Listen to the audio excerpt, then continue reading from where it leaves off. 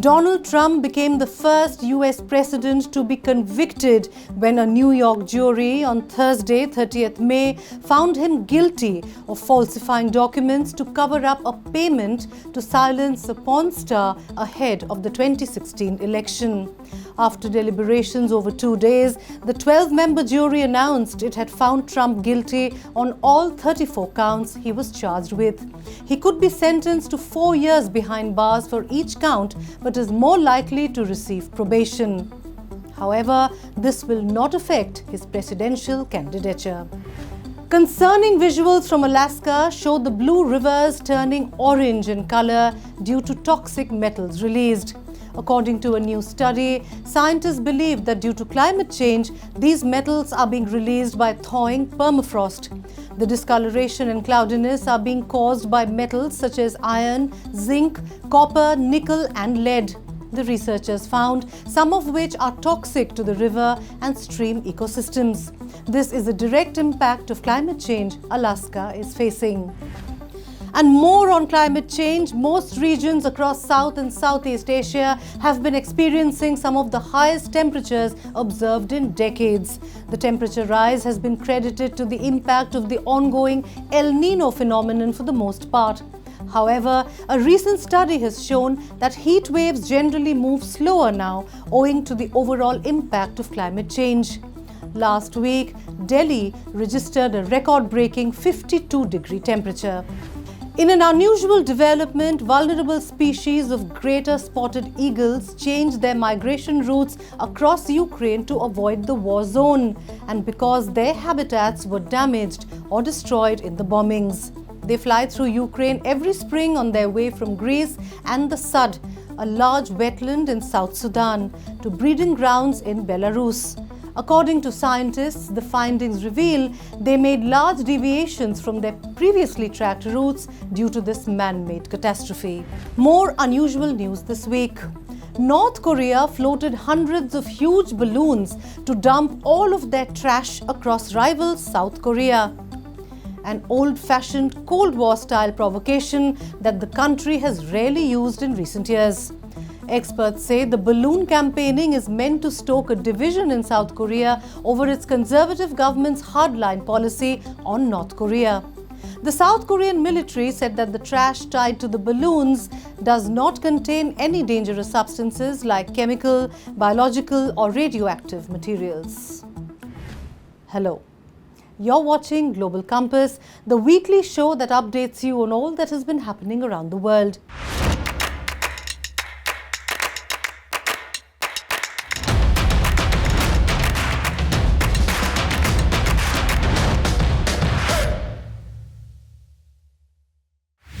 In our next segment, let's look into some of the stories specifically featured on Strat News Global.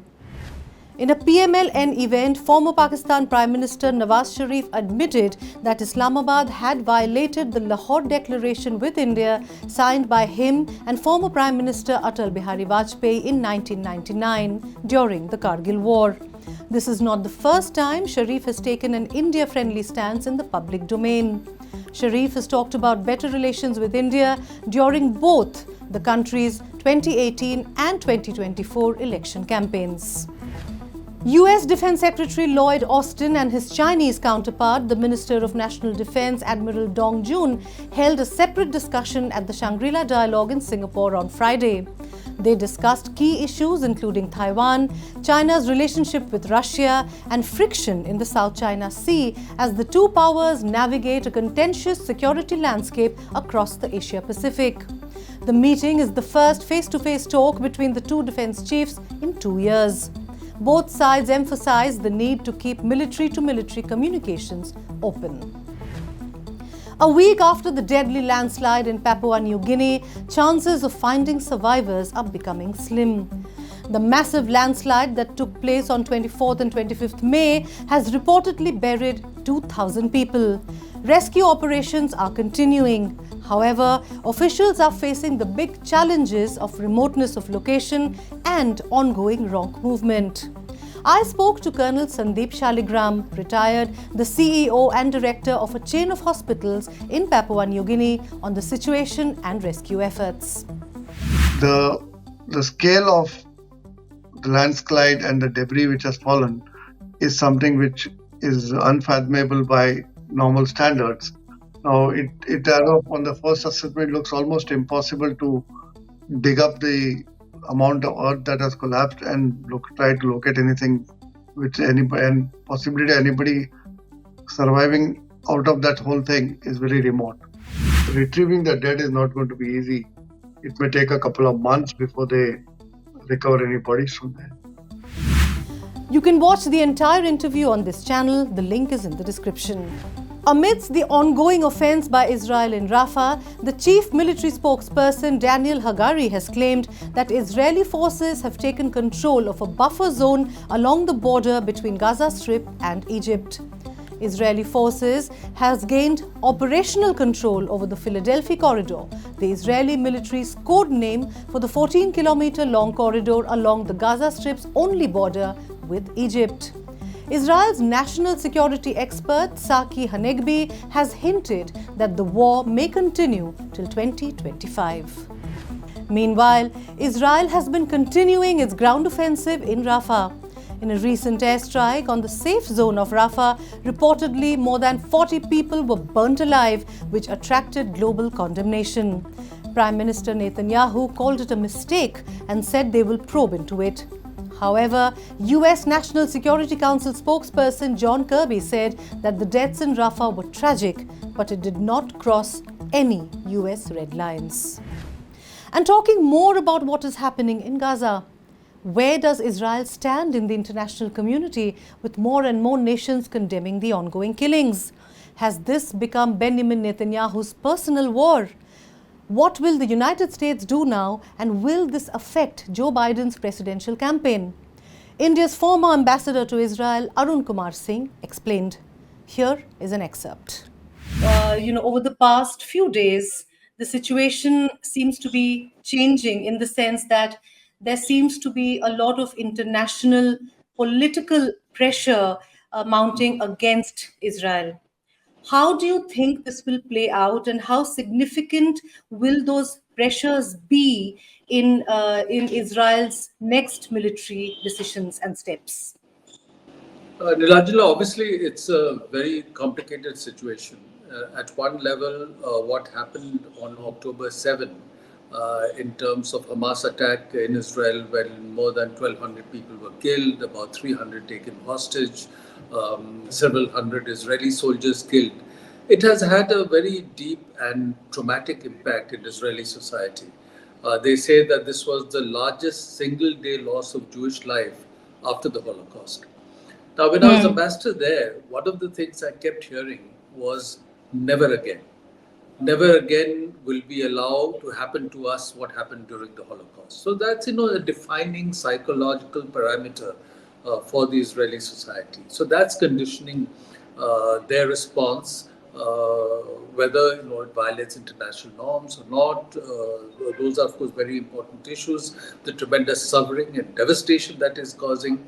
But to understand the situation, we have to also understand what's driving it.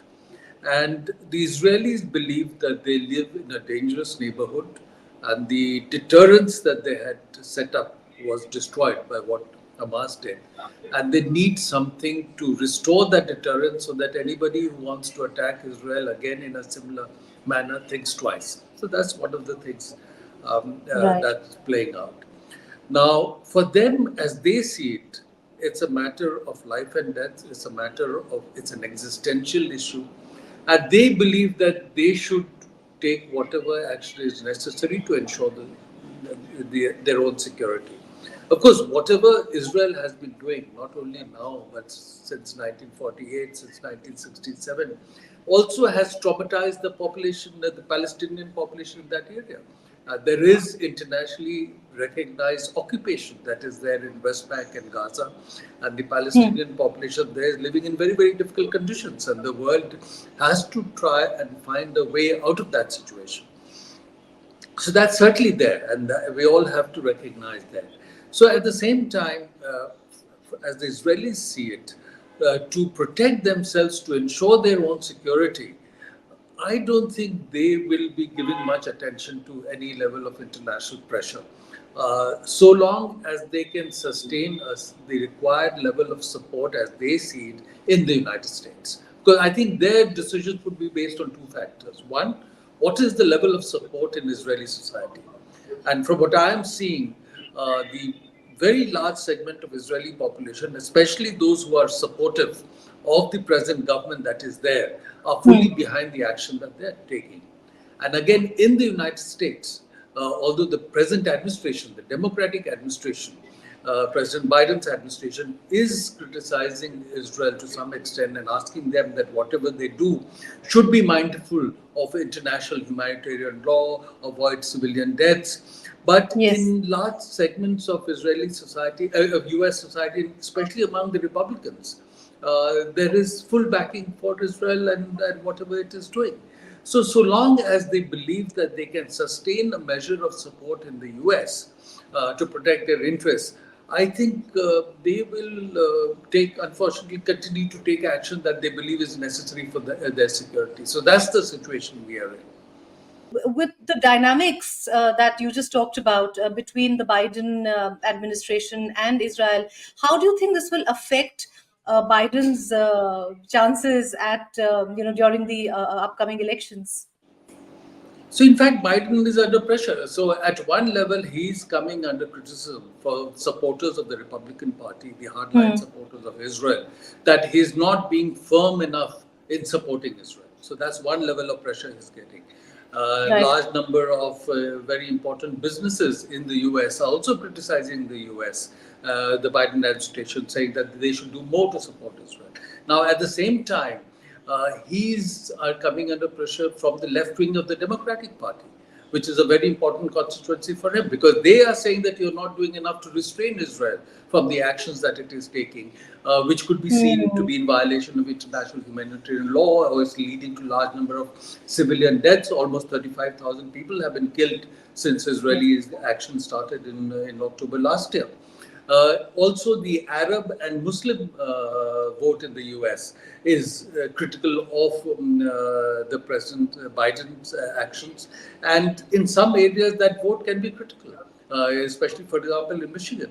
And in many of these swing states, so battleground states, where President Biden had won by narrow margins in the 2020 elections, if this segment of the population votes against him or stays away from voting, it could impact on the outcome of the elections. And then you are seeing the student protests that have taken place in the Exactly. US, Yeah. which are also critical of the administration. Including So, Ivy so League at colleges.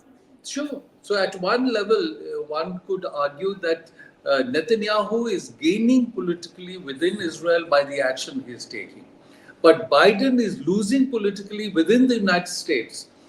And he's losing it from both sides. Some are criticizing him for not being supportive enough of Israel, and others are criticizing him for being too supportive of Israel. So the real negative impact is happening on President Biden. You can watch the entire interview on Strat News Global tomorrow. In case you still haven't, don't forget to subscribe to our channel. I hope you will like and share this video as well. It's time to wrap up this week's Global Compass, but before we sign off, let us take you to Sydney's Opera House.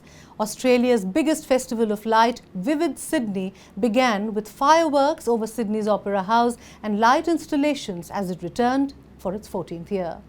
The Opera House was illuminated by artist Julia Gutman's retelling of the myth of Narcissus, animated using scrap fabric. The theme for the festival this year, Humanity, explores what makes us human and how we can make a better world together. Thank you for watching. See you next week.